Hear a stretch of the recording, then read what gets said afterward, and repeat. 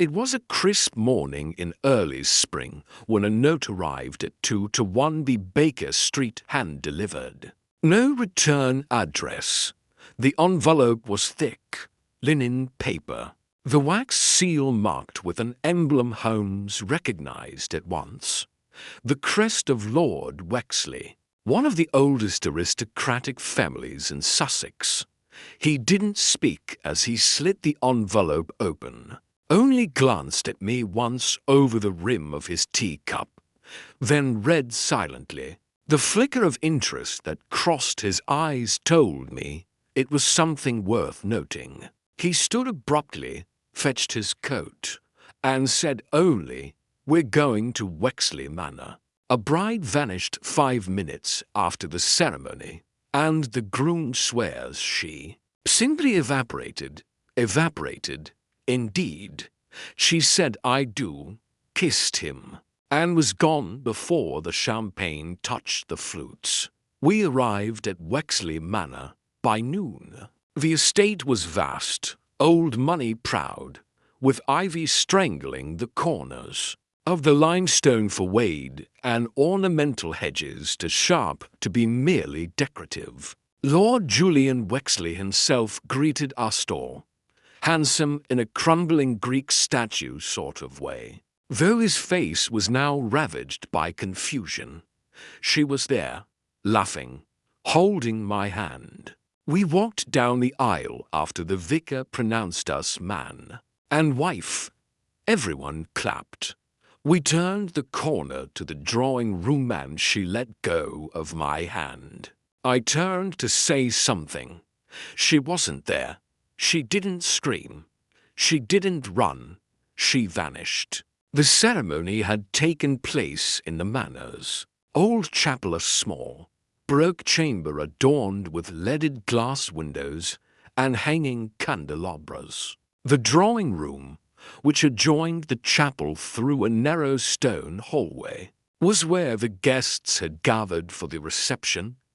Holmes surveyed both places thoroughly, walking with slow, deliberate steps, fingertips lightly grazing the surfaces. The corridor between the rooms was scarcely more than 12 feet long, with no doors, alcoves, or hidden panels that I could see. Yet somewhere between the chapel and the drawing room, Arabella Morton, now Lady Wexley, had disappeared. The guests were still there, subdued, gathered in awkward clumps around the parlor. The champagne had long since gone flat. Holmes asked that none leave until we finished our inquiries. Julian introduced us to Arabella's father, a stout man named Morton with a businessman's disposition. He seemed more angry than worried. She didn't want to marry into nobility, he said, but I thought she'd warmed up to the idea. Any chance she left of her own accord? I asked. He snorted. In front of 200 guests, without shoes, her heels were found in the hallway. You tell me. The clue was curious. Arabella had been last seen wearing ivory satin heels, custom-made in Florence. Now, one lay overturned by the chapel door, the other by the entrance to the drawing room. But there were no footprints in between, and the carpet runner bore no marks of a struggle. Holmes asked for a list of all staff on duty: waiters, musicians, servants, drivers. Most had worked for the family for years. Only the quartet in the corner were unfamiliar, a traveling troupe hired for the ceremony. Holmes turned his attention to them. The first violinist, a thin, sallow man with darting eyes, offered little under Holmes' gaze, though the others fidgeted as if anxious to leave. He made them play again, noting posture, rhythm, and eye contact. Halfway through their second piece, he leaned over to me. They've changed their order. The second violin is now playing first. Something is off. We left them playing and returned to the chapel. Holmes crouched by the altar, then, abruptly, stood and moved to the window. "Watson, help me with this." It took both of us to remove the stained glass panel behind the altar. It came loose too easily for a permanent fixture. Behind it was a narrow shaft, dark, vertical, and lined with old bricks, a maintenance access tunnel. Holmes guessed, a servant's passage, once used in older times to allow clerics discreet movement. It descended downward, possibly toward the wine cellar. He fetched a lantern. It's barely 2 feet wide, but it's been used recently. Look, the dust had been disturbed. There were smears on the bricks, possibly from satin fabric.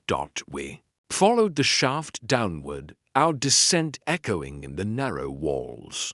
It emptied behind the wine racks into a hidden storeroom. Inside, a discarded veil, a broken flower comb, a suitcase, and, to our astonishment, a note. "Julian, don't come after me. You deserve someone who can love you without fear. I tried, but I can't outrun my past. Forgive me." Holmes examined the ink. Not written in panic. This was premeditated. We returned to confront Julian, who read the note with white-knuckled hands, shaking his head. No, she was happy. I know she was. Then someone convinced her otherwise, Holmes replied quietly. He went back to the music quartet and asked to see their wagon. It was parked near the stables, an unremarkable coach. But inside, Holmes found a pair of satin heels, the exact pair Arabella had worn. He spun toward the second violinist. "Where is she?" The man bolted. We gave chase, Holmes cutting him off at the hedge. He tackled him hard, and when we pulled the man up, he spat. She wanted to go. I was just helping her. The man's name was Elliot Crane, Arabella's former fiancé. 2 years prior, she'd ended their engagement after he was arrested in a gambling scandal, orchestrated by her father to break them apart. He'd vanished from society, presumed disgraced.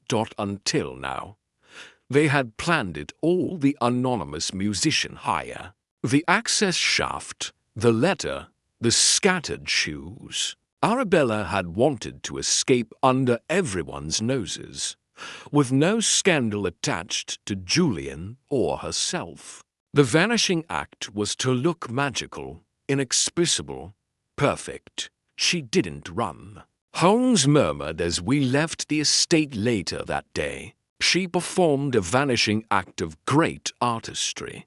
But the truth always needs just one flaw to undo the illusion. I glanced back at the looming silhouette of Wexley Manor. "And what will happen now?" Holmes didn't answer immediately. Then, after a pause, "That depends whether Lord Wexley still believes in ghosts, or accepts she was never his to keep." The sun was just beginning to sink below the trees when we returned to Baker Street. But Holmes did not remove his coat or sit. He stood by the window, eyes narrowed, tapping one long finger against his chin. The confession of Elliot Crane and the note left by Arabella had satisfied the local constable, who seemed relieved to tie the affair in a neat bow. The bride had run away with her disgraced lover. No crime, only scandal. But Holmes was not content. "There's something off about this," he said at last. "Off?" I asked, shrugging off my coat. Arabella planned her escape. Elliot helped her. They slipped away through the old shaft, leaving behind her shoes and a romantic note. It was a deception, yes, but an elegant one. Too elegant, Holmes replied sharply. Too much attention to symbolism. The shoes, the veil, the note. Crane is a clever man, but not that clever. He lacks restraint. And Arabella's words were measured, almost distant. She signed only with a, not Arabella. Not your wife, not even love. It doesn't read like a farewell from someone eloping with a great passion. He turned from the window and opened his notebook. Besides, Watson, did you notice anything missing from the chapel? I blinked. Missing? No. I don't believe the wedding ring, Holmes said. She didn't take it off. She never had it on. Lord Wexley slipped it onto her finger during the ceremony, but when I examined her belongings in the tunnel, it wasn't there. Perhaps she discarded it. No, he said flatly. There was no indentation on the skin in the photograph. I took of her hand earlier. She never wore it for longer than a minute, at most, and yet she made no effort to retrieve it. Why stage such an elaborate vanishing and then leave behind the one object? That proves she was, legally, his wife. I could feel the thread beginning to fray. The next morning, Holmes insisted we return to Wexley Manor. He claimed he had forgotten his walking stick, but I knew it was merely a ruse to re-enter without raising questions. The manor was quiet. Most of the guests had gone, and Lord Wexley had taken to his study, refusing visitors. Holmes went first to the chapel again, slowly retracing each step from the altar to the corridor. His movements were precise, his eyes flitting like a hawk's across every inch of the stonework, the windows, the floor. I watched him pause near the pews, bending to examine a carved wooden panel. "What is it?" I asked, stepping closer. "A scuff," he murmured. "Fresh. The wood here is worn differently. Something or someone was sitting here and shifted their weight too often." Repeated motion. Not a guest, likely a staff member, or perhaps. He didn't finish the thought, but instead made his way into the hallway again, the same hallway Arabella had vanished through, at the exact midpoint between the chapel and the drawing room. Holmes stopped, staring at the wall. "There," he said, almost to himself. "Do you see it?" I looked. "A tapestry." "Yes, and what of it?" "It's crooked." Holmes pulled the tapestry aside. Behind it was solid stone, or rather, it appeared to be. He ran his fingers along the edges, then pressed inward near the base. A low click echoed in the narrow space, and the panel gave way. Behind it, a shallow recess, empty, save for a single item. A gold wedding band, glinting in the dust. Holmes didn't touch it. He only looked at me. "She didn't carry it down the shaft," he said. "She hid it here." "But why?" "To mislead," he said, quietly. But whose idea was the deception? We went next to the guest wing, where Holmes asked the housekeeper for access to the musicians' quarters. "They were given the servants' rooms at the rear," she said. "They left in a rush. Police took Crane, and the others followed. Didn't even finish their breakfast. The room was sparse for cots, some food wrappers, and an empty violin case." But Holmes's eyes locked immediately on the waste bin. He reached in with his gloved hand and pulled out a torn scrap of lace, stained with something dark, wine or blood. I couldn't tell. Arabella's dress, he murmured. There was no sign of struggle, I said slowly. And yet here's damage, not torn by movement, cut deliberately, which means someone altered the gown after she disappeared. He checked the edges. This wasn't Elliot Crane. He's passionate, reckless, but not methodical. This is someone else. Someone who stayed behind to control the scene after she vanished. I glanced around the room. One of the musicians. He shook his head. Too risky. They would have been missed too soon. But perhaps someone already familiar with the house. Someone close. A soft knock interrupted us. A maid entered young, nervous, carrying a folded sheet of paper. I found this, sir, in Miss Arabella's old room. Holmes took it, unfolding it carefully dotted. Was a note, crumpled and half-torn, written in a tight, deliberate hand. I must find another way. He's watching me, even now.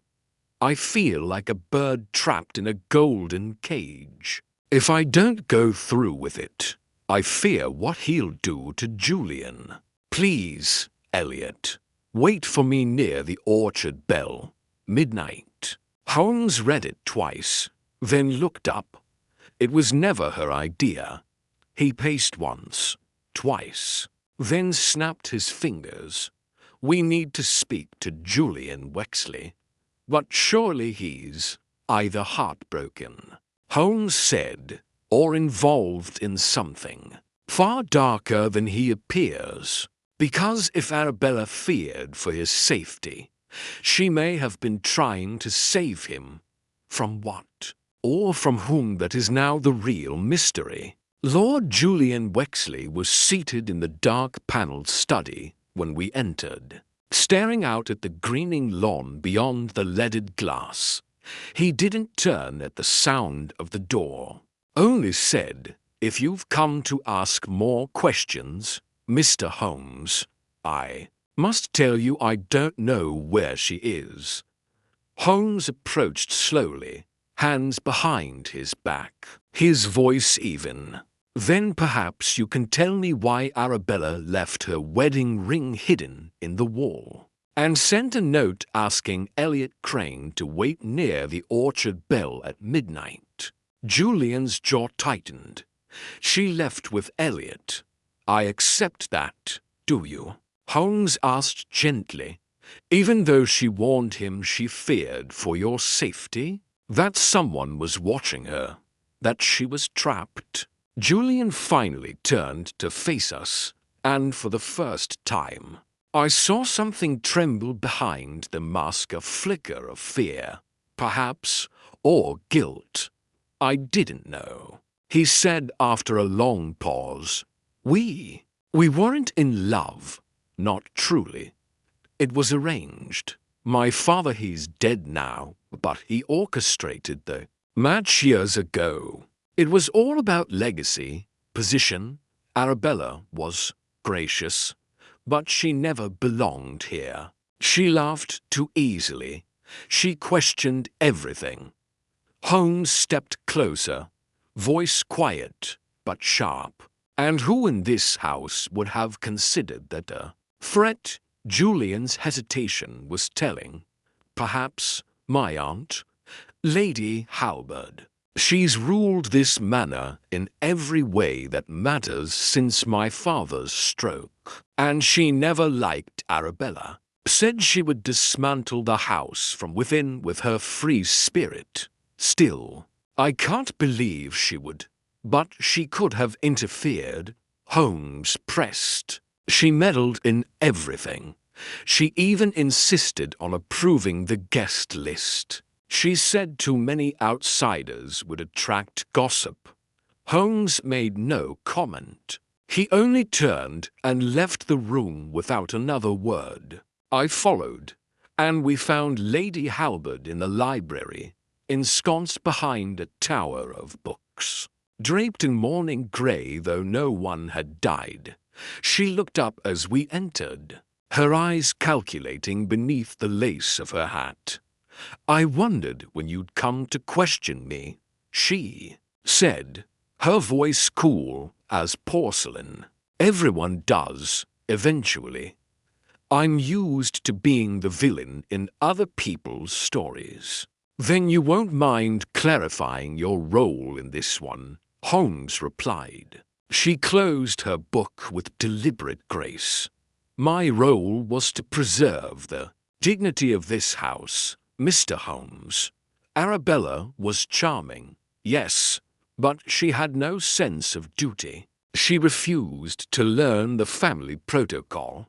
She mocked the staff's traditions. And worst of all, she didn't take the engagement seriously. She was often seen writing late into the night, sending mysterious letters. I warned Julian she had secrets, and yet she went through with the ceremony, perhaps for show, or for protection." Holmes tilted his head. "Protection from?" Old Lady Halbert only smiled. "You're the detective." As we left, Holmes murmured, "She knows more than she's said, but her instinct is to protect the house even from the truth." The next to speak was Arabella's maid, Clara, a plain-faced young woman with red-rimmed eyes and trembling hands. She had been with Arabella for nearly 2 years, a fact that made Holmes unusually attentive to her words. "I helped her into her dress that morning," Clara said, voice barely above a whisper. "She was quiet more than usual. I asked if she was nervous, and she said, 'No, not nervous, just bracing.' I thought it odd. Did she mention Elliot Crane to you?" Her hands clenched in her apron. "No, not by name. But she did say she might not stay at Wexley Manor much longer. I asked if she meant a honeymoon. She didn't answer." Holmes leaned forward slightly. "Did she ask you to fetch or carry any letters, messages?" Clara hesitated. "Just once, a week ago. She gave me a folded paper and told me to slip it under the handle of a violin case the morning of the wedding. I didn't think. You weren't meant to." Holmes said, "Do you remember which musician's case? The first violinist, tall, thin man." "Not Elliot." She looked confused. "No, not him." Holmes stiffened. "That's not possible. Elliot Crane was the second violinist. I'm sure it wasn't him. He was in the hallway when I did it. The one I gave the note to was older. He wore gloves, even when tuning. We found the guest ledger and traced the names. The first violinist was registered as Paul Trench." Holmes stood abruptly. "He lied," he said. "Elliot was not the only outsider in that group. Paul Trench is an alias I've seen it used before. He's a confidence man. I believe Arabella was being watched, but not by Lady Halbert or Julian. Someone else was posing as a musician, someone inserted into the ensemble not to play music, but to ensure she didn't run. We returned to the musician's quarters and searched again. Beneath the mattress of the first cot, Holmes found a thin, leather-bound notebook small enough to escape notice in a cursory sweep. Inside were observations, pages of them. Bride walked garden path alone, unsupervised. Maid appears to suspect. Second violin to familiar. Risky. Will intervene if she strays from chapel exit plan. Holmes shut the notebook. She never had a choice, he said. Not really. She thought Elliot could help her escape. But someone was already tracking her movements, planning to intercept. If she deviated from the script, intercept how? Holmes didn't answer, but his face was grim. We were beginning to unravel something that reached beyond romance or scandal. Arabella hadn't merely vanished. She'd been swallowed whole by a plan designed to look like freedom. And the hands pulling the strings were not only hidden, they were dangerously meticulous.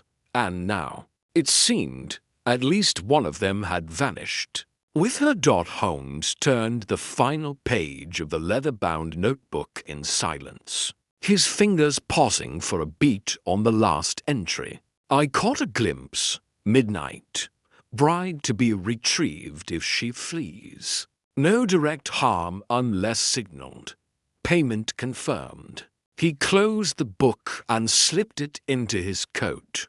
This isn't Elliot's work, he said. This is a contract, a private surveillance operation. Arabella was being watched not for her safety, but to ensure she complied with an orchestrated outcome. But if she was to be retrieved, I asked, why vanish at all? She did disappear. If they wanted her to stay married, why let her run with Elliot Crane? Because she didn't. Holmes replied, not entirely. The pieces were scattered. But Holmes's mind was already pulling the strings taut. We returned to the orchard, an old cast-iron relic dangling from an archjewel, half swallowed by vines. It had long since fallen out of use, but beneath it we found muddy prints, fresh and leading away into the woods behind the manor. Holmes followed them until they vanished near a crumbling stone wall. He knelt, brushing aside dead leaves. There, in the hollow of the wall, was a torn ribbon, pearl white, smeared with dirt. She came this way, he murmured, but not alone. We returned once more to speak with Julian, who had begun to recover his composure, if only by the rote dignity of his name.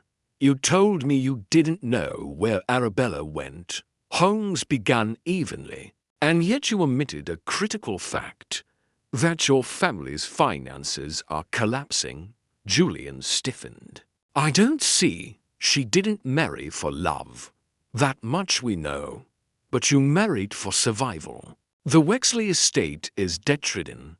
Your father left the manor, and your name soaked in liabilities. Arabella, meanwhile, stood to inherit a considerable dowry from her mother's estate upon marriage. Julian's mouth opened, but no sound came. Holmes continued. She may have agreed to the match under pressure, but when she realized the full extent of your desperation and how much of it had been concealed, she began writing to Elliot, not to rekindle romance, but to orchestrate her exit. She still wanted to protect you, oddly enough, but someone else in this house had other plans, someone who stood to benefit even more from her disappearance. Julian looked haunted now. You think I'd know? Holmes said. You're too proud and too sentimental, but you're being used. Holmes's gaze drifted upward, toward the second-floor corridor, where Lady Halbert's rooms lay. She was the trustee of your estate after your father's stroke. She still controls the manor's expenditures. But if Arabella disappeared before the legal consummation of the marriage, the dowry would not transfer. If Arabella ran voluntarily, your house gets nothing. But if she's presumed dead, I said slowly, the logic dawning on me, her dowry could pass to her surviving husband or his guardian. And the guardian, Holmes finished, is Lady Halbert. Julian's face drained of color. You think my aunt arranged all this? I think she corrected it, Holmes replied. When Arabella began showing signs of rebellion, Halbert didn't try to stop the wedding. She let it proceed, let Arabella go through with it, then had her removed, with assistance. A vanishing bride ensures a scandal without questions. People assume she ran, but if she's later found dead, or never found at all, Halbert gains control of the inheritance through you. Julian buried his face in his hands. My God. But it's not complete, Holmes said, pacing. She needed cooperation. And here's where it spirals. Enter the fake violinist Paul Trench, a watcher, hired not by Halbert, but perhaps by another party entirely. Someone else who didn't trust Arabella to follow the plan, or someone who was planning to double-cross Halbert. The tangled web was tightening, and I could see Holmes shifting through it mentally like a conductor, navigating a dissonant orchestra. He had us summon the other two musicians, the violist and cellist, who were still in the nearby village. They arrived anxious and pale, not yet aware of how much Holmes had unraveled. We were hired by a Mr. Trench, the violist said, glancing sideways at the other. He came to us a month ago with a full set list and travel expenses. We'd never played a wedding before, but the money was generous. You didn't know him, no, sir, but he knew us, had our records, rehearsal habits, even where we stayed in Cornwall last winter. Said he was recruiting for a new patronage series. We didn't ask questions. Holmes nodded slowly. And where is Trench now? He vanished the night of the wedding, the cellist said. Left before the police arrived for Elliot Crane. It aligned too well. Trench had inserted himself just long enough to monitor Arabella and perhaps deliver her to someone else. Holmes and I returned to the manor, where he asked Julian one final question. Do you have access to the Wexley family financials? Julian retrieved a box from his father's old safe. Inside were ledgers, dusty with neglect. Holmes thumbed through them, then stopped at an entry marked with a small black cross. Advance. To miss a per instruction, marked for silks, but amount unusual, signed, Halbert. The amount, £2. 0. Dated 2 weeks before the wedding. She paid Arabella directly, Holmes said. Or rather, she paid someone in Arabella's name, likely to cover the cost of the false retreat, and from that same date. He flipped to pages forward. Withdrawal to Trench, musical expense, guest services. Halbert didn't hire Trench, Holmes said. She bribed him, likely under someone else's suggestion. She didn't just want Arabella gone, she wanted this scene staged to look like betrayal. He shut the ledger. We must speak to Halbert now. But when we reached her chambers, the maid was crying in the hallway. She's gone, she whispered. Took her carriage before dawn. Left no word. Holmes stood very still. The web is breaking, he said at last, and someone is cutting the threads. By noon the next day, news had already begun to circulate in the nearby village. Lady Halbert had fled, and the mystery of the vanished bride now had its villain, the local inspector. Sensing a tidy conclusion, arrived at Wexley Manor eager to close the matter. She paid off the false violinist, he said confidently. pacing the drawing room with a little too much triumph in his stride, arranged the bride's disappearance, perhaps even meant to silence her permanently. Her abrupt departure seals it. We'll issue a warrant she'll be caught at the port or railway. I expect we'll have her within the week. Holmes stood by the fireplace, unmoved. He listened without interruption, letting the man rattle on. The inspector spoke of motives: greed, control.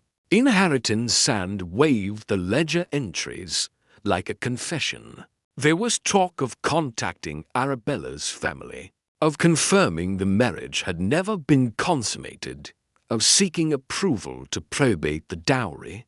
But Holmes was silent, still, after the inspector left, confident and smug. Holmes walked the length of the drawing room once, twice. Then he stopped at the window, looking out at the mist that had begun to settle low across the orchard. He tapped his knuckle against the glass. "Too easy," he said softly. "You don't believe she fled out of guilt?" I asked. "No, she fled because someone wanted her to take the blame, because something was closing in." He turned to me suddenly, eyes gleaming with thought. "Lady Halbert may be a manipulator.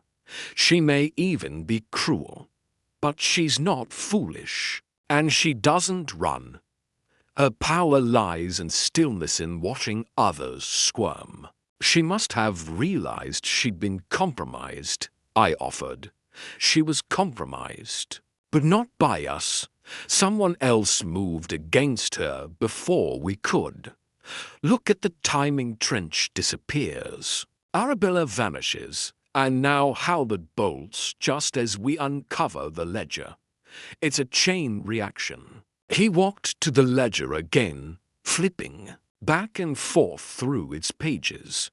The signature, "See here Halbert's," is consistent, slanted. Narrow strokes, sharp finish. But this one, he pointed to a second entry, supposedly also signed by Halbert, from just 3 days ago, is forged. The angle is wrong. Lupia, I believe someone forged her hand, redirected funds in her name, then ensured the ledger would be discovered. A planted trail. But why frame her? Holmes snapped the book shut. Because the real culprit needed cover. What better way to bury your trail than to push the blame onto someone already loathed and feared? A footman entered at that moment, flustered. "Sir, there's a man here. Says he was the Wexley groundskeeper. Claims he has news about Miss Arabella. Send him in." Holmes said. The man was in his 60s, dirt still under his nails, his eyes darting nervously between us. I was dismissed 2 days before the wedding," he stammered. "Lady Halbert said the staff needed thinning. But I didn't leave. I stayed in the gamekeeper's shed, near the woods." Holmes nodded encouragingly. "Night of the wedding. Near midnight, I saw 2 men near the back orchard. One was that musician, tall, gloves. The other, I couldn't make out, carried a bundle, woman-sized. Arabella, I asked, could have been. They passed near the bell, then took the old hunting path that leads down to the stream. No carriage, no lights. Did you follow?" "No, sir. I was afraid. But this morning, I found this." He reached into his coat and pulled out a necklace, fine gold with a sapphire pendant. "I cleaned the path this morning, as I used to do. Found this near the stream." Holmes took it gently. His face grew still. "I've seen this," he murmured. "Arabella wore it during the wedding. It was her mother's." I leaned in. So she was taken through the woods. She didn't vanish of her own will. Holmes nodded. And now the necklace shows up, just as Halbert flees, planted again, meant to reinforce the narrative of guilt. Lady Halbert arranges a disappearance, disposes of the girl near the stream, then runs before discovery. But the body hasn't been found. Holmes smiled. Faintly, exactly. The inspector, however, was not interested in these subtle distinctions. When we reported the necklace, he took it as further proof. A grave search will begin by dawn. He declared, stream banks, underbrush if she's buried out there. We'll find her. As for Lady Halbert, we've confirmed a booking under her name at Dover. She's fleeing the country. Holmes didn't argue. He merely nodded and returned to the manor. Later that evening, we sat once again in the library. A fire flickered in the hearth. Holmes stared into it as if reading something in the flames. She's not dead, Watson, but she is being silenced. By whom? He didn't answer directly. Instead, he rose and walked to the decanter, poured 2 fingers of scotch, but didn't drink.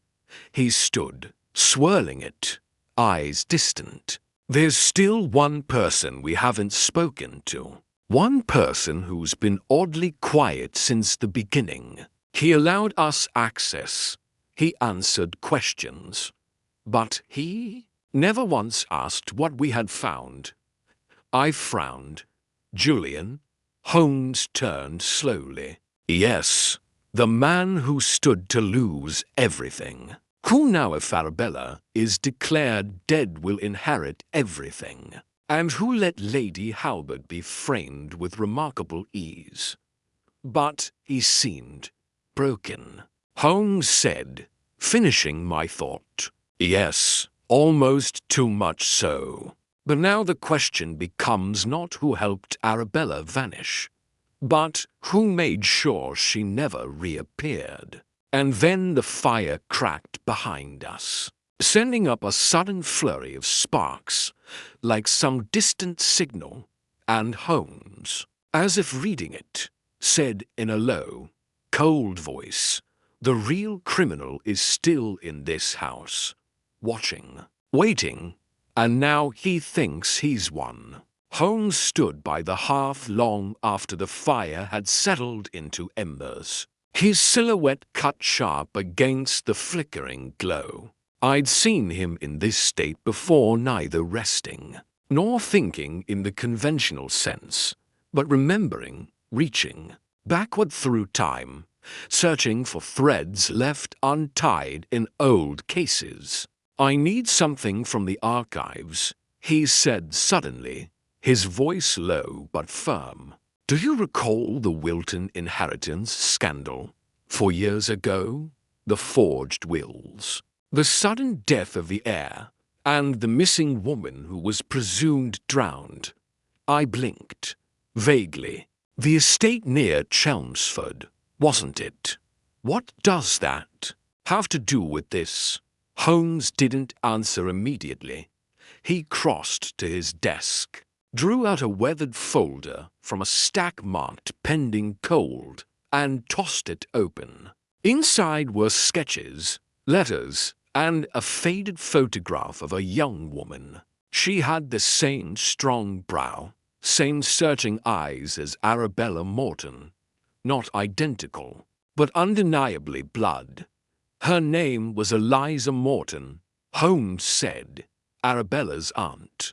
On her mother's side, vanished without a trace the night she contested the Wilton will. She had evidence to prove the will had been altered to favor a minor cousin, and was due to testify the next morning. Instead, she walked into the lake, and was never seen again. The case was closed without a body. And you think, I never believed she drowned Holmes said. I believed she was silenced, but I had no proof until now. He retrieved the notebook from Paul Trench, the false violinist, and reopened it to a passage I hadn't noticed before, scrawled in the margin beside one of the surveillance logs, pattern consistent with Morton women, just like last time. Holmes tapped the line with his fingertip. He knew, or someone who hired him knew, that this wasn't just about Arabella. This was about the family line. Someone wanted the Morton women removed quietly, without suspicion at critical financial junctures. I felt a chill creep into the room. Arabella's dowry, Eliza's claim on the Wilton estate, both stood in the way of inherited wealth, shifting to male-controlled lines, and both were removed in ways that mimicked flight or suicide. Holmes stood again, pacing. Now consider this. Julian Wexley's father had financial dealings with the Wiltons. In fact, his late mother Lady and Wexley was a Wilton cousin.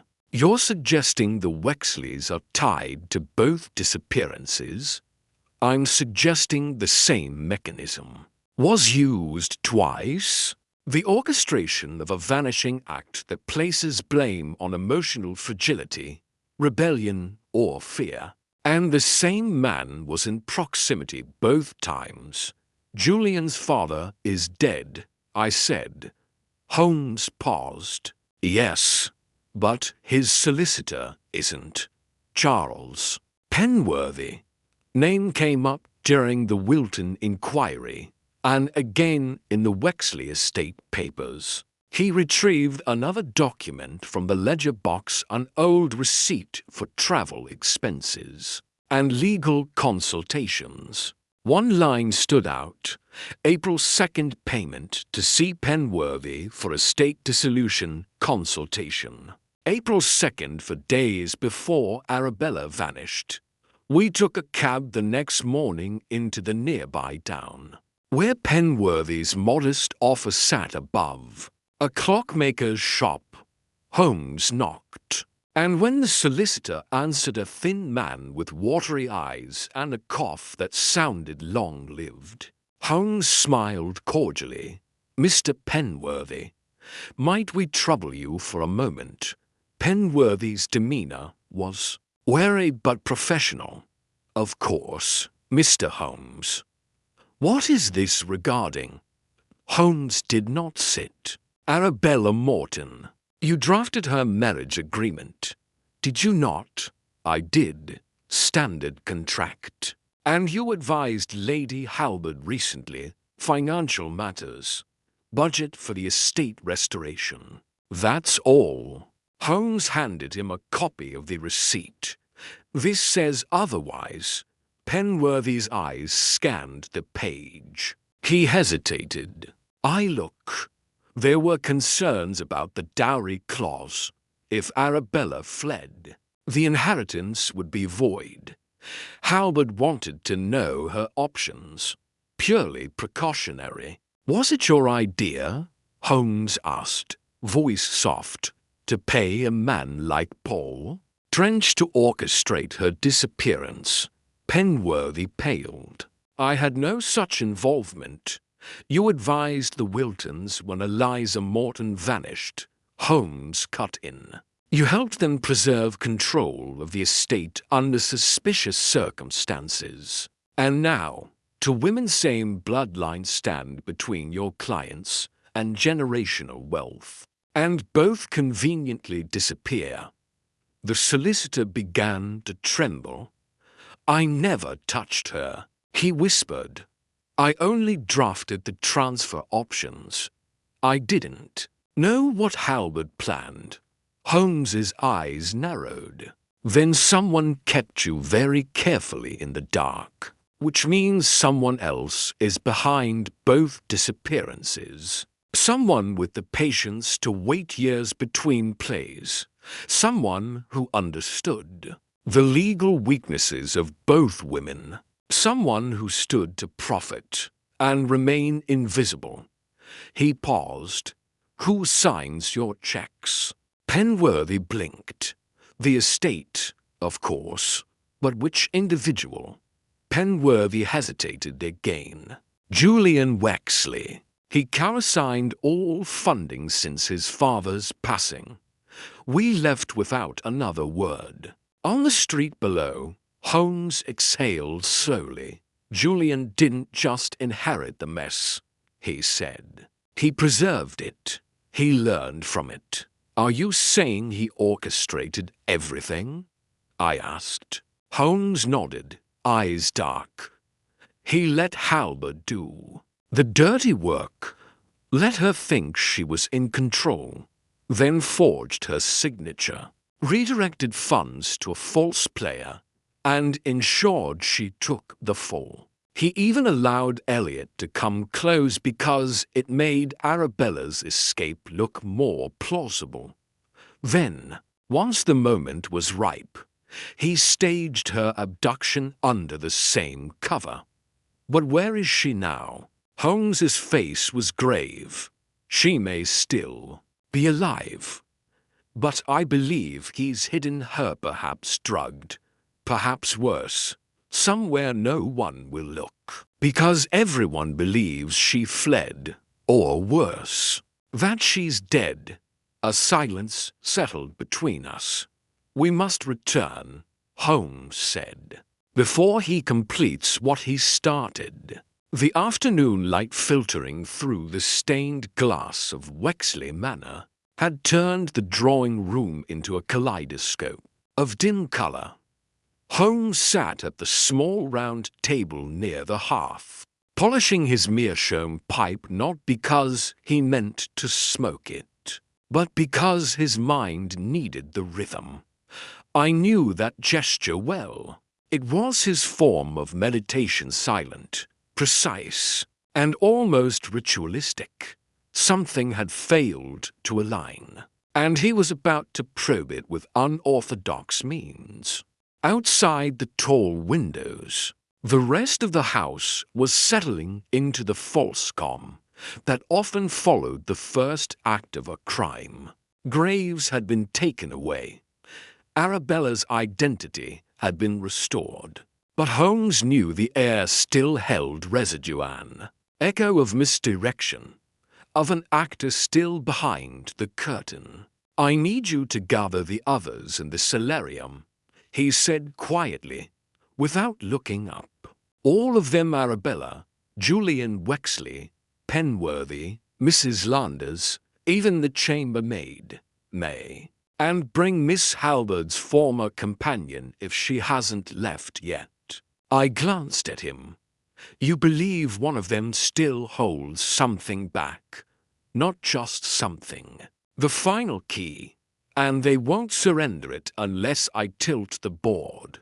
20 minutes later, they were seated in the glass-walled solarium tents, uncertain and uneasy under Holmes's quiet gaze. The wind outside pressed leaves against the panes as if nature itself were eavesdropping. Holmes stood by the small indoor fountain, an inconspicuous ivory bishop in his hand at chess piece, identical in carving to the knight we had found in his luggage. He didn't mention where it came from, nor did he need to.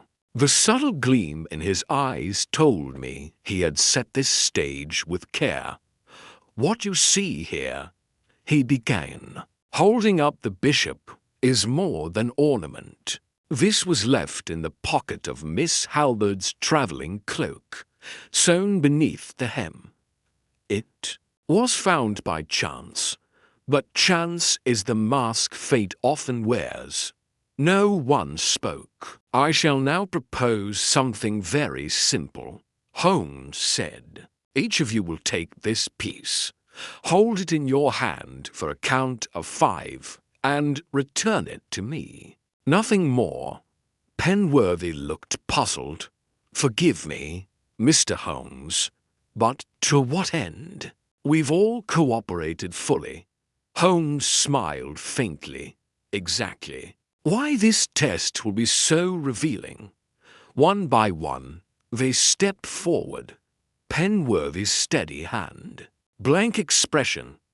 May the young maid nervous, but unremarkable. Julian flippant. Spinning it between two fingers with theatrical boredom. Mrs. Landers tight-lipped, brief, almost to quick. The companion hands trembling, but genuine confusion. Then Arabella took it. Her fingers closed over the bishop gently, and she looked not at Holmes but out the glass wall, toward the garden where her wedding ceremony had nearly begun. And for a single breath of flicker something passed over her face. Pain. Memory. She returned the piece and sat down.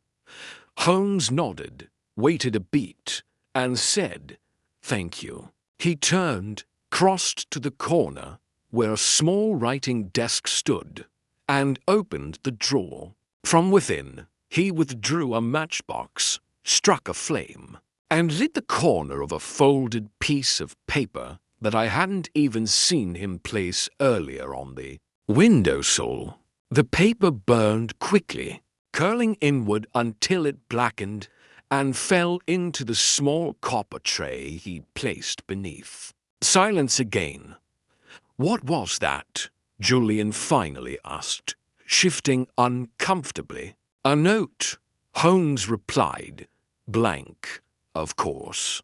But fire always makes liars nervous." He turned, and his eyes swept the room. "Now let us speak plainly," he said. "Someone in this room knew that the bishop matched a set in a chess box. Not displayed in this house, not stored, not spoken of, not meant to be known. The bishop and knight belonged to a Ravenscroft heirloom. A piece lost in Italy, the other found here. Yet none of you have ever stepped foot in Palermo except one." Arabella sat very still. "I never told you the knight was carved with a Sicilian mark," Holmes continued. "Yet when I lit the flame, your eyes weren't on the note. They were on the bishop, on what it might reveal." Her voice, when it came, was soft. "I only recognized it from a dream, from a memory I didn't understand until this week." Holmes stepped closer. "You are not merely the last Halberd, Miss Wexley. You are also the last Ravenscroft through your mother, who bore a child before she married into this house. That child, lost in record, survived, and that child was you." Arabella's lips parted slightly, but she said nothing. "I believe your mother hid the truth," Holmes went on, "not to shield herself, but to protect you from a war over bloodlines. The letters you received, the money weren't from a stranger. They were your mother's final attempt to ensure you never went looking for the rest of your legacy." Arabella lowered her eyes, "And I didn't.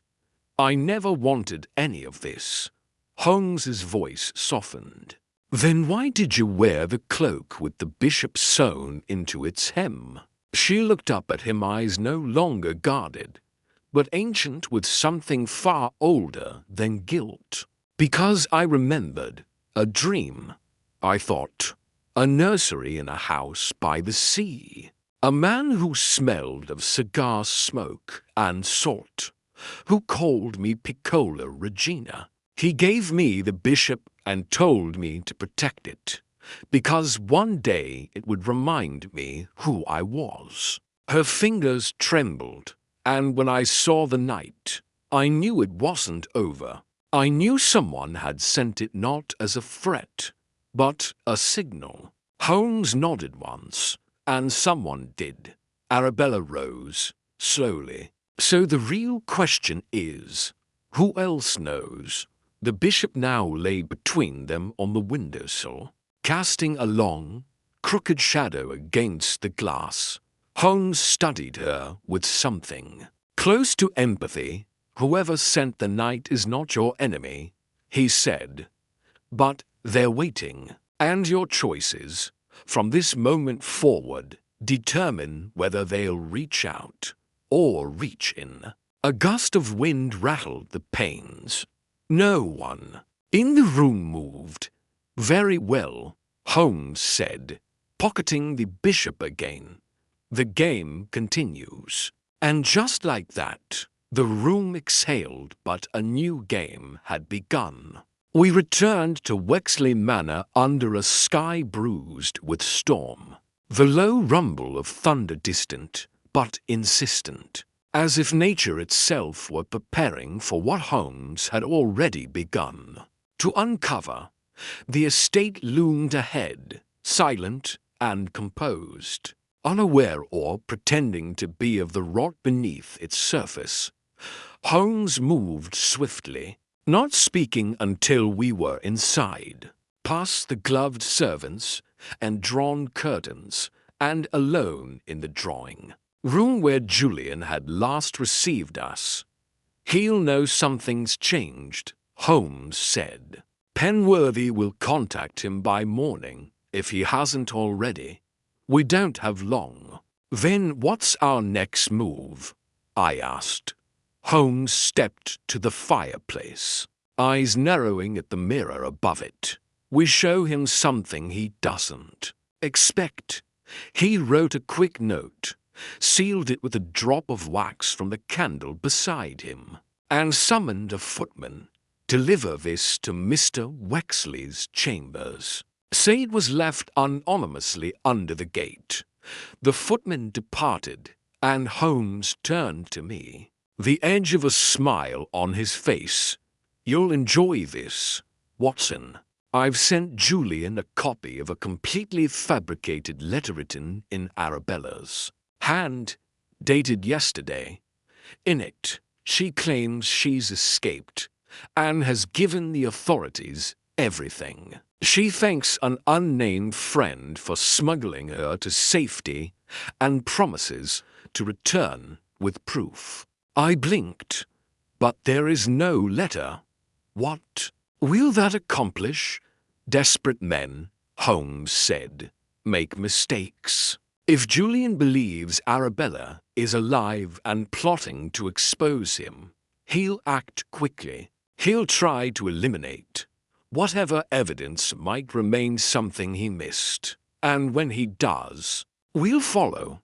It didn't take long. An hour later, just as rain began to tap gently against the windows, Holmes and I stationed ourselves in the corridor above the eastern wing, where Julian's study was tucked behind an old servant's stair. The house was still to still, and it was from this silence that we heard it.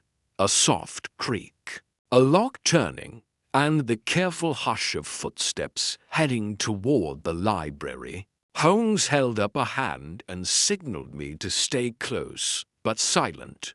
We descended. Slowly, boots muffled against the runner. At the far end of the hallway, we saw the faint flicker of candlelight. Julian was crouched in front of the hearth, prying loose a floor tile. It came up with surprising ease, revealing a metal box beneath one I hadn't seen before. He lifted it out with both hands, but as he turned, Holmes stepped into view. "I take it that's not a book of poetry," he said calmly. Julian froze. "I was looking for old correspondence," he said quickly. "Private things Arabella wrote. Nothing of importance." Holmes nodded slowly. "Then you won't mind if I have a look?" For a moment, Julian hesitated. Then, with forced calm, he handed the box over. Holmes opened it, and inside were a dozen papers, letters, receipts, a handkerchief with a monogram I didn't recognize, and most crucially, a small bundle of notes in Arabella's handwriting. Holmes lifted one. "She never wrote this," he said, Julian's voice sharpened. How would you know that? Because it's to neat, Holmes replied. To clean. Arabella's true letters, those we recovered from her maid, were fluid, personal, full of edits and ink smudges. These are careful, as though written, under instruction. Holmes folded the letter gently. You forged a narrative these were to be discovered later, yes? To support whatever conclusion you needed. Suicide, betrayal, madness. Julian's mouth opened, but no words came. And then, just as Holmes stepped back toward the firelight to examine the ink more closely, the candles flickered violently. A loud crack echoed through the manor. We rushed to the hall. Smoke was rising from the direction of the guest wing. Holmes ran ahead. A moment later, we arrived at the small annex room where the musicians had been quartered. The door had been forced open. Inside, a trunk was ablaze, flames licking hungrily at its contents. Sheet music, notebooks, and what looked like the violin case we'd seen earlier were already curling black. Holmes shouted for water, and servants came running. Buckets were thrown. The fire snuffed, but the damage was done. The surveillance notebook gone. When the flames cleared, Holmes crouched and pulled from the wreckage what was left of the case's lining. His fingers found a scrap of scorched paper, just legible enough to reveal a single line. Payment received. She is safe for now, but no signature. No date. He looked up slowly. Someone is working hard to bury this, he said, voice low, and I no longer believe Julian is acting alone. It was then that the housekeeper, a quiet, older woman named Mrs. Eyre, approached us with shaking hands. There's something I must show you, she whispered. She led us through a back corridor to the west wing. There, hidden behind a tapestry, near the linen press, was a door I'd never seen before, narrow, iron-banded, and locked. Holmes raised a brow. Servants' passage, Mrs. Eyre said. Old one. Leads to the wine cellars, and, beyond that, the old garden crypt, closed off for years. Who has the key? She looked down. Only Julian. Holmes stared at the lock for a moment, then withdrew his tools. Within seconds, it clicked open. We descended slowly, the air growing colder and heavier. The corridor narrowed until we reached a heavy wooden door at the base. Holmes pushed it open, and the scent of damp stone and aged earth washed over us. Inside was the crypt, empty. But as Holmes raised his lantern, something caught the light. A chain, thin and broken, lying across the stone floor, next to a cushion, and a folded wool blanket. Nearby, a shallow bowl of water. A second overturned. She was here, Holmes said grimly. Recently, but she's been moved. A sound from above, quick footsteps. We turned sharply.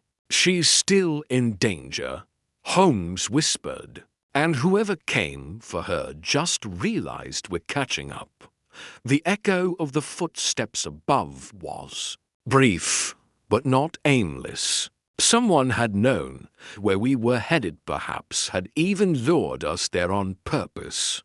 Holmes bolted up the passage without a word, and I followed close behind, the heavy air of the crypt still clinging to my lungs. When we emerged once more into the hallway, the tapestry that had concealed the secret door was fluttering slightly, as if someone had brushed past it seconds before. We reached the main corridor, where a butler in a state of visible distress waved us down. "Sir, Mr. Holmes, you're needed at once. There's been an attack. Mr. Wexley, he's been stabbed." Holmes didn't break stride. "Where?" "In his study, sir, just moments ago. He's conscious, but barely." We arrived at the study to find Julian slumped in his armchair, one hand pressed to his ribs where blood was soaking into a cravat. A thin blade lay discarded on the carpet, ceremonial-looking, not a gentleman's weapon. Holmes knelt beside him, checking the wound. "It's not fatal," he murmured, though his expression was tight. "Punctured along the side. Not deep enough for a vital organ. You'll survive, Mr. Wexley, though I'd say your secrets may not." Julian grimaced, the pain etched deep into his brow. "Didn't see who it was," he gasped. "Came from behind. Black coat. I was trying to burn the letters." Holmes turned sharply. "So you admit it?" Julian coughed, then nodded weakly. "Yes, I lied. I forged some of Arabella's letters. I was desperate. Howard wanted the dowry transferred immediately, said it was the only way to save the estate. I didn't think it would come to this." "This?" Holmes echoed. Julian's voice dropped, barely audible. "Murder. Someone wants all of us silenced." Holmes rose, motioning to me. "Keep pressure on that wound. We need to alert the constable, but not before I see one thing." We left Julian under the care of the housekeeper and hurried to the guest wing once more, retracing the path to the crypt passage. But at the linen press, Holmes paused. He knelt, reaching behind the lowest drawer, and retrieved a thin thread, fibrous, pale, and familiar. "Wool," he said softly, "torn from the same blanket Arabella was using. She wasn't removed from the crypt. She escaped. It changed everything." Holmes stood abruptly. "She was there, hidden, restrained but not unaware. And when whoever came for her arrived, she was ready." The blade in Julian's study hadn't been an assassin's, it had been hers. Holmes's face was unreadable. He wasn't attacked by his accomplice. He was attacked by his victim. We returned to the main hall just as a constable arrived, breathless and clearly startled by the news. Holmes spoke quickly, directing a watch on every entrance, but not revealing Arabella's survival, not yet. She was moving, acting on instinct, perhaps still unsure whom to trust. We regrouped in the drawing room, Holmes pacing. "She left him alive," he said finally, "which tells me she still wants the truth known. She could have vanished entirely, but she made herself known, left behind a mark." "Where would she go?" I asked. "She can't leave the estate easily. The roads are watched, and the town is on alert. She'd go somewhere familiar, somewhere overlooked, somewhere a captive becomes a ghost." At that moment, thunder cracked again and something shifted behind the bookshelf. Holmes froze, then moved fast, pressing against the third shelf. It gave, swinging open to reveal a hidden stair, narrow, musty, with air thick as forgotten breath. "She never left the house," he said. "She's still here." We descended carefully. The passage led down, deep under the estate's foundation, to a vaulted chamber long buried by time. And there, curled on a bench beneath a veil of dust and shadow, was Arabella Morton. Her eyes met Holmes's without fear, only exhaustion and something deeper, vindication. "I knew you'd come," she whispered. Holmes approached slowly. "You stabbed him." "I had no choice," she said. "He was going to sell me again, to silence me." She handed him something wrapped in cloth, a second bundle of letters. These clearly untouched by Julian's hand. "Elliot helped me plan the escape. But Julian had his own plan. He locked me away, said it was for my safety. Then he stopped, coming all together, left me with food, but no voice. I found the passage a week ago, hid, waited." She looked down at her blood-streaked hands. "I heard him talking to someone last night. A voice I didn't recognize. They were arguing about money, about how it was almost done. I didn't wait to hear the rest." Holmes unwrapped the bundle and scanned the letters quickly. "This is everything," he said. "Enough to unravel the entire scheme." He turned to me. "Watson, go. Alert the inspector. But quietly, we protect her first." And then, from far above us, the house shook not with thunder this time, but with the heavy crash of glass breaking. Someone else was in the manor. Holmes's eyes narrowed. Whoever Julian was working with just realized they failed. And now, they're coming to finish what he couldn't. The crash of glass above sent a shudder through the very walls of the manor. Holmes turned sharply toward the passage, eyes narrowing, every muscle taut. Arabella stiffened, but did not speak. She understood that their sanctuary had just become a trap. "Stay behind me," Holmes said, his voice low, his hand steady on the revolver he'd drawn from his coat. "Watson, flank the upper corridor. Whoever's coming may not know we've already found her." I nodded and vanished up the narrow stair as Holmes led Arabella deeper into the vaulted chamber, searching for a vantage point. The house above groaned with movement, quick, deliberate, not panic, but search. Someone knew what they were after. At the top of the stairs, I reached the eastern hall and immediately saw fresh footprints in the dust damp. Hurried, leading, away from Julian's study and toward the servants' stairwell. I followed, revolver drawn, each step slow, careful. I could hear my own heartbeat over the wind outside. Then near the main hall I caught a flicker of movement, a shadow, slipping past the grandfather clock toward the ballroom. I stepped forward and suddenly a hand gripped my collar and yanked me aside just as a blade drove into the paneling where I'd been standing. I turned, grappled and met the eyes of the footman, the same one Holmes had given the forged letter to. But now his face was wild, strained with panic and desperation. He lunged again, but I struck his wrist and the blade clattered to the floor. He fled before I could seize him.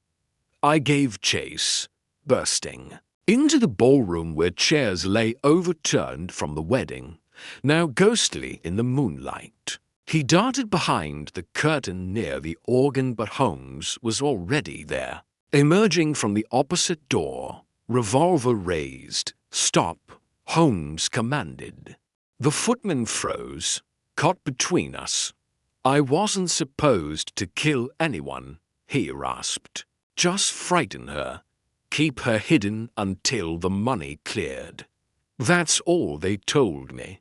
"Who is they?" Holmes asked. He hesitated, then Penworthy and Wexley, but someone else too. A woman. Holmes tilted his head. "Lady Halberd, No, he spat. She knew nothing. It was someone worse, someone who's been here longer than any of us. She paid me to keep the violinist out, to swat the necklace, to lie about the maid seeing Arabella leave. It was all for the illusion. Holmes stepped closer. What woman? And then something shifted, something in the footman's eyes. His voice dropped. I don't know her name. She's always around, but never seen. She gives orders through others. She said she'd handled Eliza too. Before Holmes could ask more, the man bolted. But he didn't make it far. To constables just arriving from the village, intercepted him at the front door and dragged him back, struggling like a trapped animal. Holmes watched it all without blinking. Then he turned to me. We've missed something, he said. Something that's been here the entire time. We returned to the drawing room.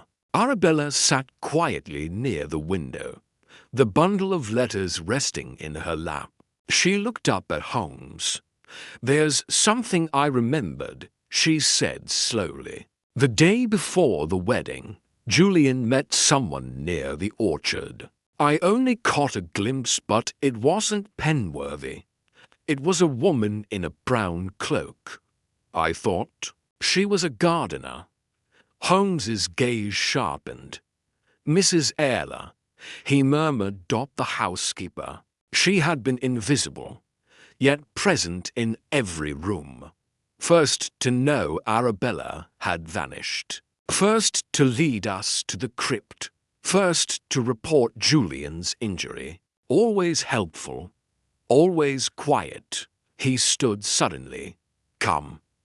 We moved quickly to the servants' quarters. The door to Mrs. Earle's room was ajar.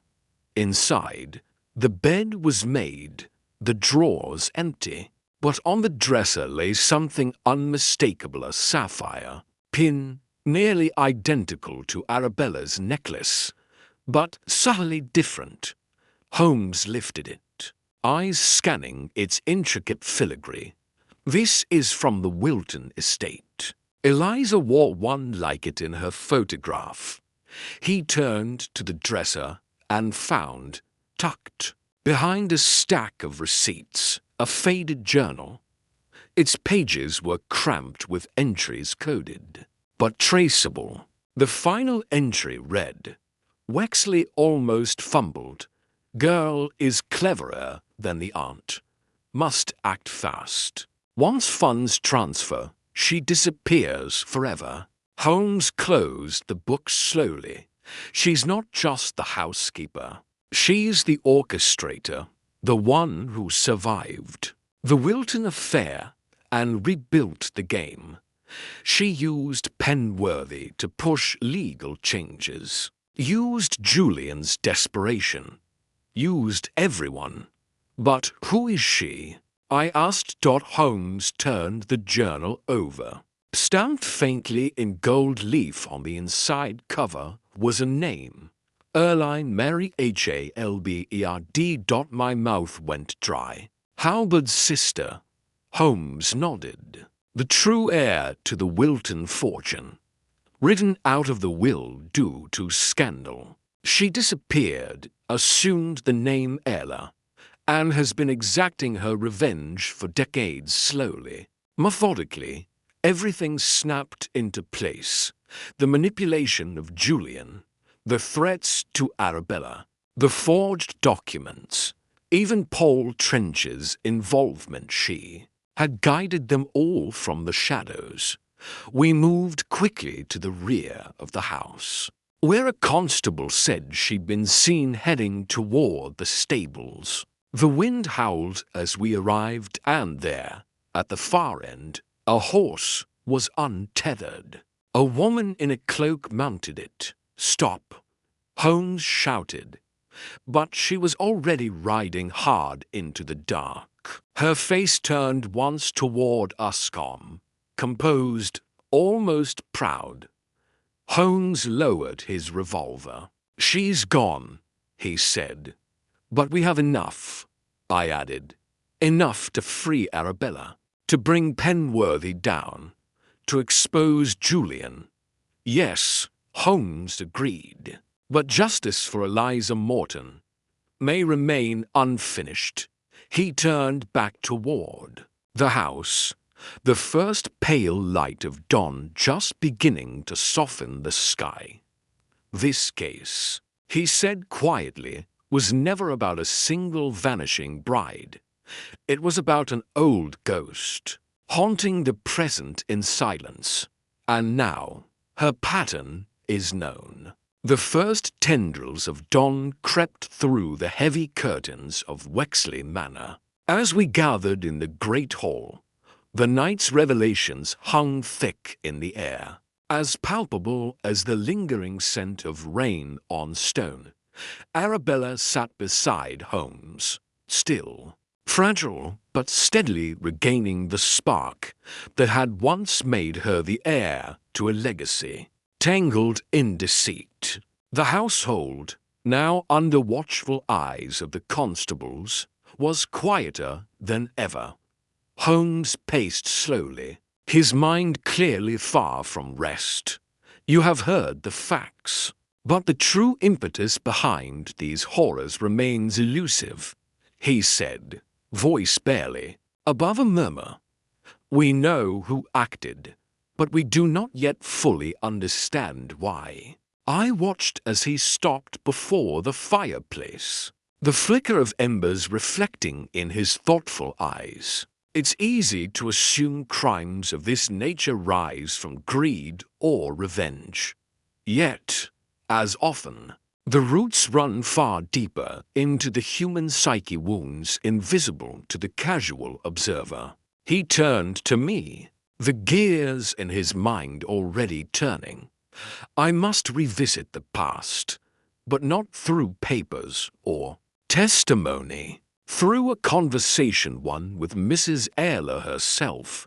The news was met with apprehension. The woman we'd known as a meek housekeeper was now the fulcrum upon which the entire case balanced. Yet Holmes insisted she harbored the answers, trapped within the quiet layers of her speech and mannerisms. The constables, wary but obedient, allowed Mrs. Eyler to be brought to the drawing-room under supervision. Her face was pale, almost translucent, but her gaze remained steady. There was no feigning ignorance here. Holmes greeted her gently.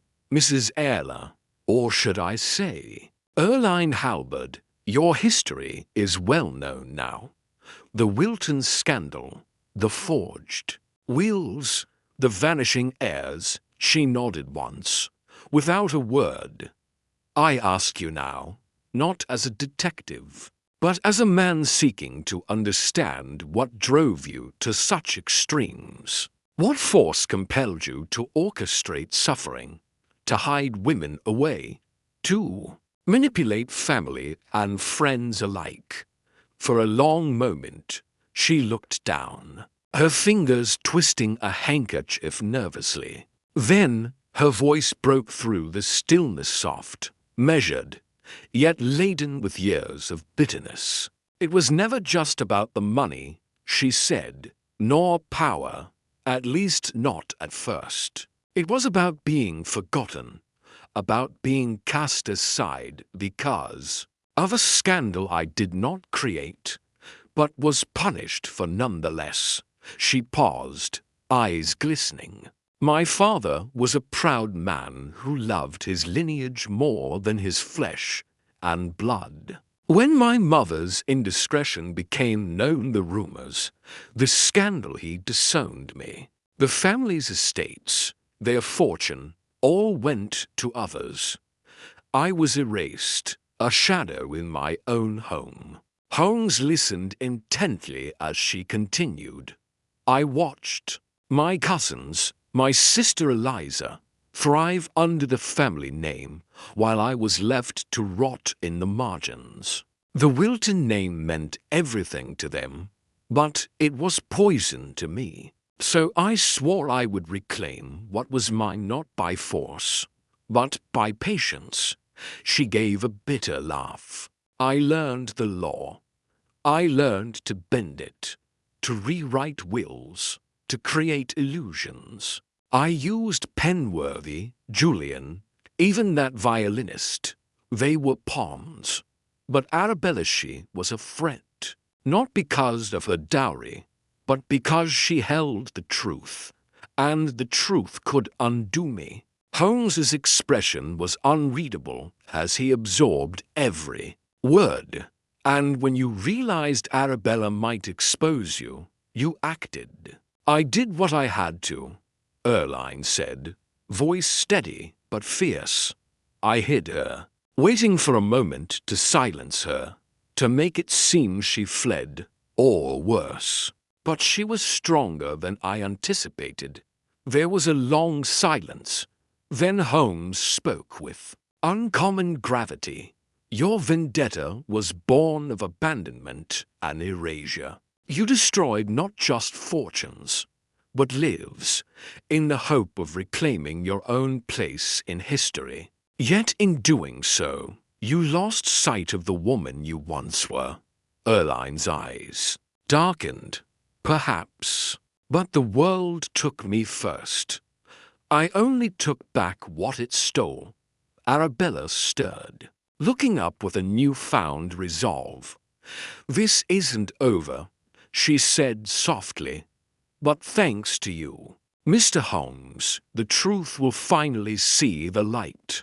Holmes nodded. Indeed, and with justice served, the shadows of the past may finally be laid to rest. Outside, the first true light of morning broke over Wexley Manor, painting the estate not just in gold, but with the promise of truth and renewal. The manor was still as the sun climbed higher, casting long fingers of light through the tall windows, and illuminating the grand drawing room where all the threads of the case would finally intertwine. Holmes stood at the center, the weight of what had unfolded pressing silently in the space between us. Arabella, recovered enough to stand tall, was seated nearby, guarded by constables whose presence spoke to the danger yet lingering in the house. Holmes's eyes swept over every face present. Mrs. Eyre no longer the meek housekeeper, but the woman who had waged a calculated war on her own blood. Julian Wexley, pale and subdued, nursing his injury, but now stripped of his former arrogance. Penworthy, whose hands trembled slightly, knowing the walls were closing in, and the remaining servants, their expressions tight with uncertainty.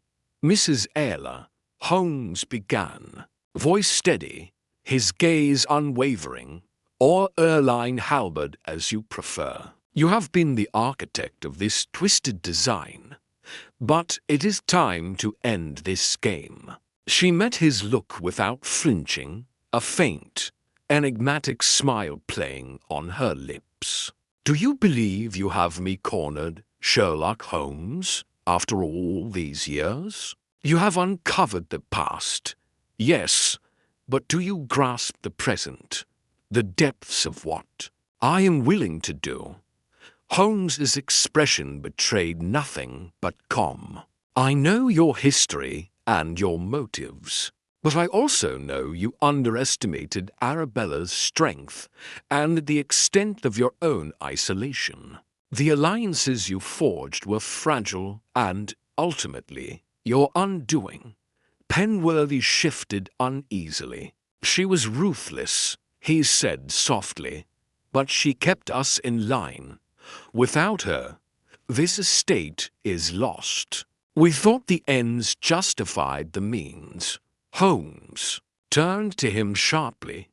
You two have played your part, Mr. Penworthy, but the law will weigh your choices accordingly. Mrs. Earle's smile vanished as her eyes flicked toward the door.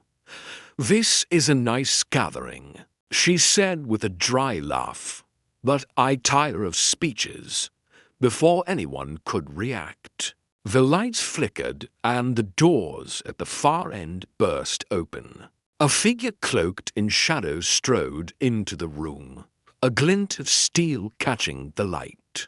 It was the unknown woman who had eluded capture, the mysterious ally, the one who had pulled strings unseen. Holmes's gaze sharpened instantly. "Mrs. Halberd, meet the second piece of your past, your accomplice and co-conspirator." The woman stepped forward, her voice cold and unyielding. "You think you've won, Holmes? The game has only begun. Erline was a beginning, not an end. This estate, this legacy, it belongs to us." Holmes leveled his revolver. "You have nowhere left to run."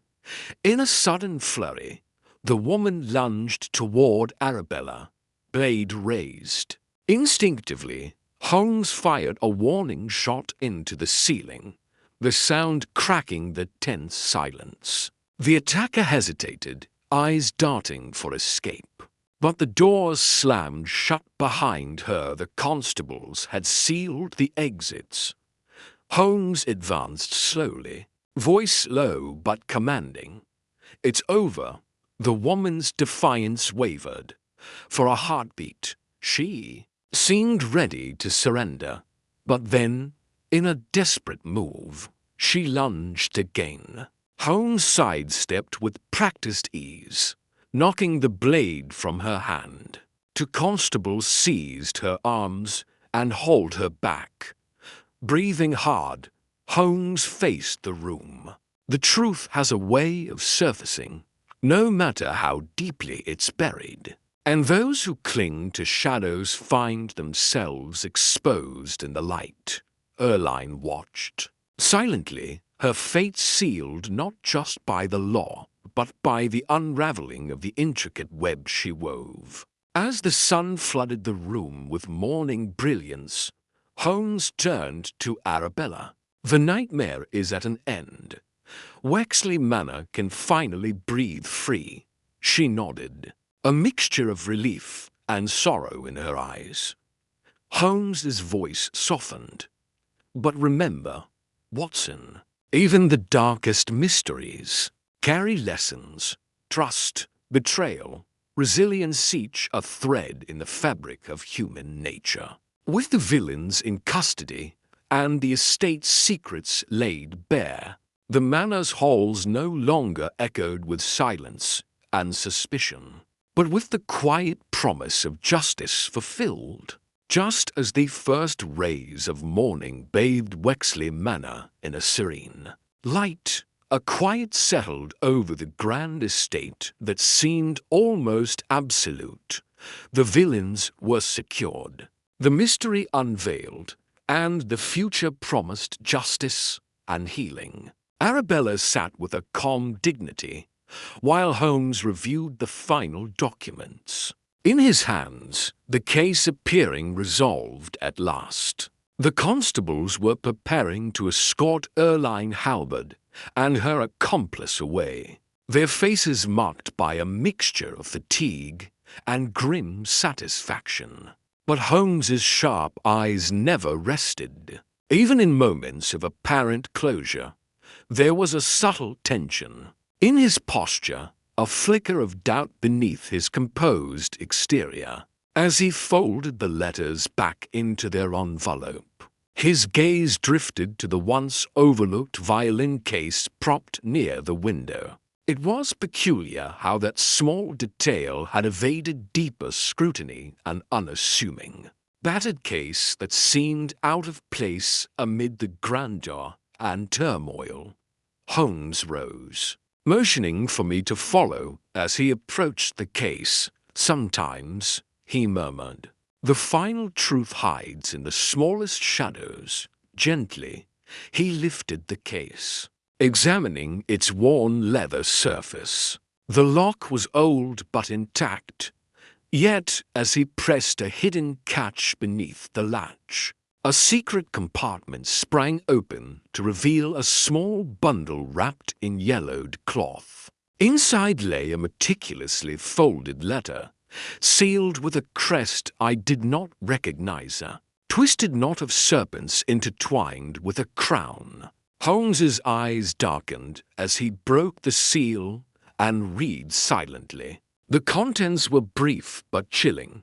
A confession, or rather a confession, withheld. The writer admitted to orchestrating the entire scheme from the very beginning, manipulating all parties as pawns, including Erline Halberd herself. Remarkable, Holmes said quietly. It seems the true puppeteer was never among those arrested. My mind raced. If not Erline or her accomplice, then who? Holmes folded the letter carefully and turned toward the assembled household. I must speak with you all once more. This revelation changes everything. He summoned the key figures, Arabella, Julian Wexley, Penworthy, the constables, and even the recently detained accomplice. The tension in the room tightened as Holmes addressed them. The game is not yet complete. A higher force, hidden in plain sight, has guided this tragedy. This letter reveals that the woman known as Mrs. Ayler was but a tool her years of calculated revenge. A distraction from the mastermind who remains free. Penworthy's face paled. Julian clenched his fists. Arabella's eyes were steady, but troubled. Holmes continued. The seal you see here belongs to the House of Ravenscroft, an ancient family with deep roots in this region, and old grudges that span generations. A murmur rose from the crowd. Ravenscroft, the name carried weight and fear, whispered in local tales as shadowy puppeteers of power. Holmes's gaze landed on the butler, whose expression shifted subtly beneath the weight of the revelation. Mr. Graves, Holmes said, voice cold yet controlled. Your presence throughout this ordeal has been constant. You served loyally. Yet your loyalty was not to the family, but to a darker cause. Graves's eyes hardened. You think you've found the truth, but you've seen only the surface. In a flash, he lunged toward Holmes, a concealed dagger gleaming. But before he could strike, Arabella reacted, grabbing a heavy candlestick and striking Graves's wrist. The blade clattered to the floor as Holmes and the constables restrained him. As he was bound. Graves sneered. The Ravenscroft legacy will not be undone by a meddling detective or a frightened bride. You may have caught my pawns, but the king moves unseen. Holmes stepped closer, undeterred. You underestimated human resilience and justice. Your reign ends here. Graves spat and was led away, his plotting extinguished for now. Holmes turned to Arabella, placing a reassuring hand on her shoulder. The manor's darkest shadows have been cast into the light, but it takes vigilance to ensure they never return.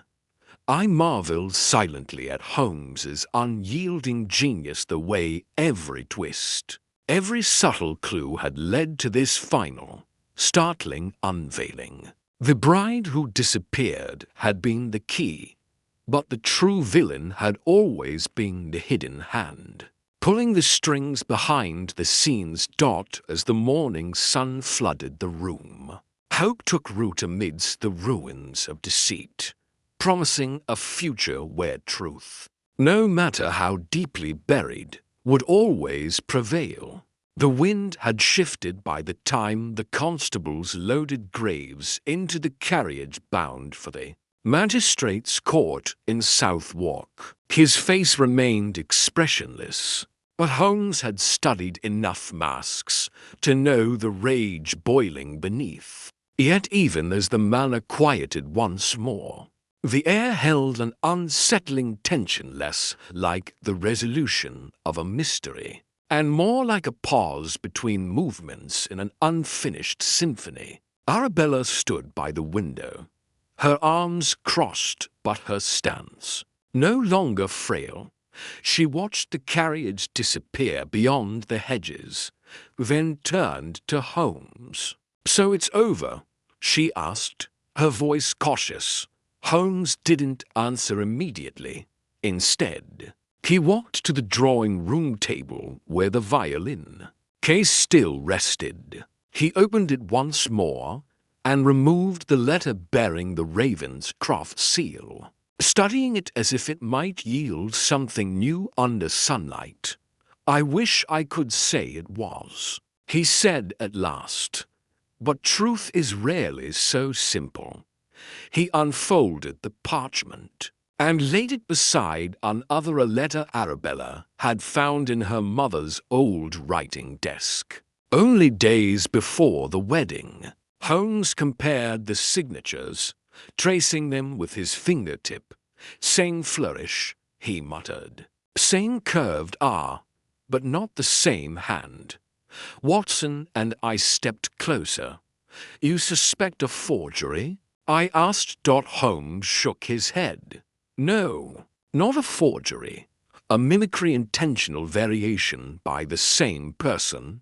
Graves did not write this letter. He delivered it, but the real author is still in play." Arabella stiffened. "Then Graves wasn't the true Ravenscroft?" "No. He was a servant of the house, deeply embedded, loyal, perhaps even manipulated. But he was not the mind behind the pattern." He paused, then continued more softly. "The real architect has never stepped foot in Wexley Manor." A beat passed in silence before Holmes turned to Arabella. "You mentioned once, in passing, that your mother received a mysterious stipend after your father's death money. That arrived in discreet envelopes, without return addresses." Arabella blinked. "Yes. I always assumed it came from a trustee or an old family friend." Holmes nodded. "That was the mistake they counted on, that you'd never question kindness, especially when cloaked in silence. But look here." He pulled a sheet of vellum from his coat pocket, unfolded it, and held it to the light. "This ink, see how it feathers on the edge of the seal. It's a type used in coastal towns, often in Portsmouth. And this wax is not English at all. It's Sicilian, a particular blend used only by a handful of legacy families in Palermo." Watson exhaled slowly. "So the mastermind isn't from here?" "Exactly," Holmes replied. "Which is why the scheme required such delicacy. It wasn't about revenge alone, nor even inheritance. It was about burying a secret that predates Wexley Manor's troubles by decades." He stepped back from the table and folded his hands behind his back. "The true Ravenscroft heir, if such a line still exists, is illegitimate. Born of an affair between one of the Halberds and a Sicilian financier. That child, raised far from England's reach, grew into a person obsessed with legacy. They couldn't claim what was lost to bastardy, so they built a network to manipulate those who could." Watson frowned. "But why go to such lengths? Why Arabella? Why the wedding?" Holmes met his gaze. "Because the Halberd bloodline had to end, but publicly. Arabella's disappearance was to be the final thread cut, an erasure cloaked in scandal. In the eyes of society, she would have fled or died. and the estate would have defaulted to distant managers with forged claims, namely the Ravenscroft proxy network. Holmes tapped the violin case gently. Even the violin was a message. Arabella's father played one obsessively during his final years, driven to madness not by grief, but by the threat that if he revealed the truth, his daughter would vanish. Arabella sat slowly, the color drained from her face, and Graves was given purpose. Perhaps even believed it was noble, but he was expendable. The mastermind is still watching. Somewhere far from here, pleased the storm fell on others. The room was heavy with silence. So, I asked, finally, does justice win? Holmes turned toward the window. Justice is a blade that carves uneven paths. We caught the hand that held the knife, but the mind behind it remains untouched for. Now, Arabella looked down, then back at Holmes. Will they come back? Not immediately. Their structure has collapsed, their agents exposed, but they'll regroup. Then what do we do? Holmes offered her a faint smile. You live. Loudly, publicly. Let them see that erasure failed, that you remain. She nodded slowly, the fire returning to her eyes as we prepared to leave Wexley Manor. Holmes paused in the foyer, his gaze sweeping the stone archways one last time. You know, Watson, he murmured as we stepped into the morning. People often believe evil shouts, but it whispers, watches, and waits. This time, we heard it. Next time, we'll silence it. And with that, we walked into the rising sun. Shadows at our backs, the case technically closed, though both of us knew, in our bones, that the true ending still lay ahead. A week had passed since the tangled web of Wexley Manor had unraveled under Holmes's unrelenting gaze. The estate had begun to settle, if only slightly, as new staff were vetted and the remaining families slowly adjusted to the revelation of truths long buried. Arabella had assumed control of her inheritance with quiet resolve, the same strength she'd shown even when stripped of her name and freedom.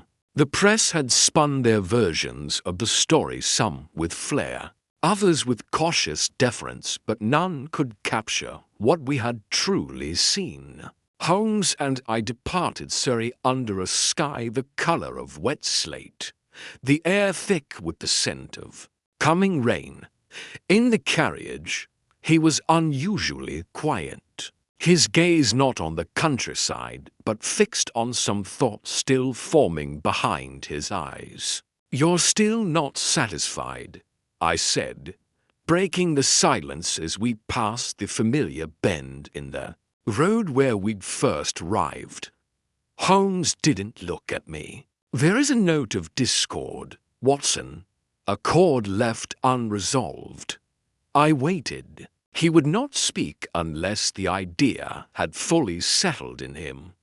You recall the violin case, he said finally, the one with the Ravenscroft letter. Yes, it held the message that exposed Graves as a courier. Indeed. But something has gnawed at me since. Not the letter's contents, but the case itself. I frowned. It was unremarkable. Worn, cracked leather. Nothing more, exactly, he said. Turning now to unremarkable. The kind of item a seasoned player in this game would never use to transport something so vital. Graves was cautious, clever in his way. Why leave such an obvious clue behind? It was hidden in a secret compartment. Yes, he replied, but poorly.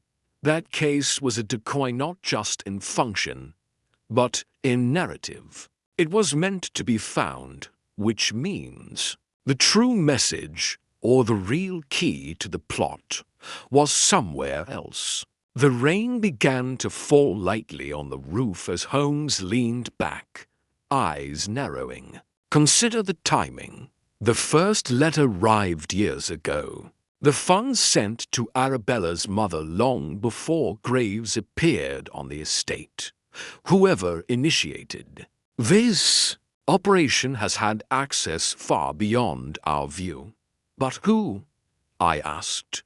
Graves claimed allegiance to Ravenscroft. His accomplice swore under interrogation they acted alone. If neither wrote the letter, Holmes raised a finger. Not neither.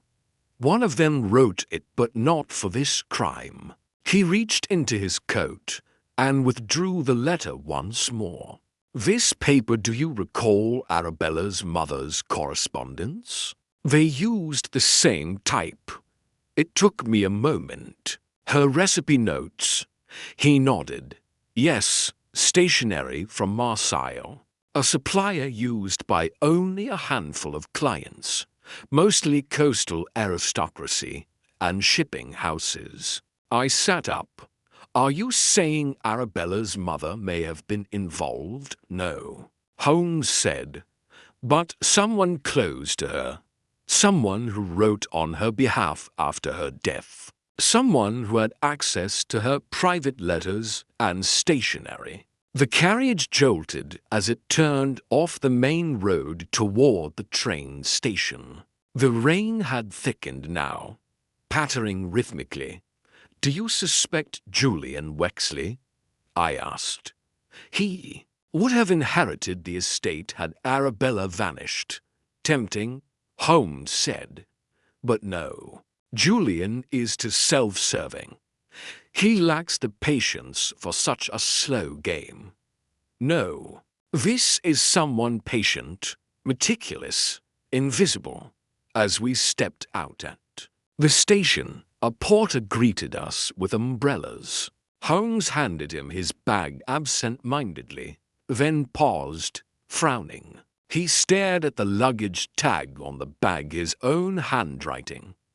Watson, he said slowly, do you remember who packed this bag at the manor? You did, didn't you? I packed the contents, but I left it by the hearth for a moment when I returned. The tag had been attached. Surely a servant. None of the new staff had arrived yet. Only one person remained behind while we prepared to leave. Arabella. Holmes said nothing for a long time, then murmured, No, not Arabella. He reached into the side pocket and removed a folded slip of paper. Tucked inside the lining was a single chess piece of black knight carved from ivory, its base etched with a sigil, the same Ravenscroft knot of serpents and crown. He held it delicately. This was not here before. My breath caught. So it's not over? No, he said, his voice quiet but certain. The game simply changed boards. As the whistle of the train pierced the air, Holmes turned and looked east, toward the distant haze over London. The rain blurred the platform edges, turning the world vague and impressionistic, but his mind, as ever, was already moving forward. A night, he said, slipping the piece into his pocket. A second move. Someone is watching. Waiting. And what do we do now? I asked, even though I already knew. Holmes stepped onto the train. We play on. The doors closed behind us, and the train began to pull away. Through the misted glass, Wexley Manor vanished into the countryside, quiet once more at least for now.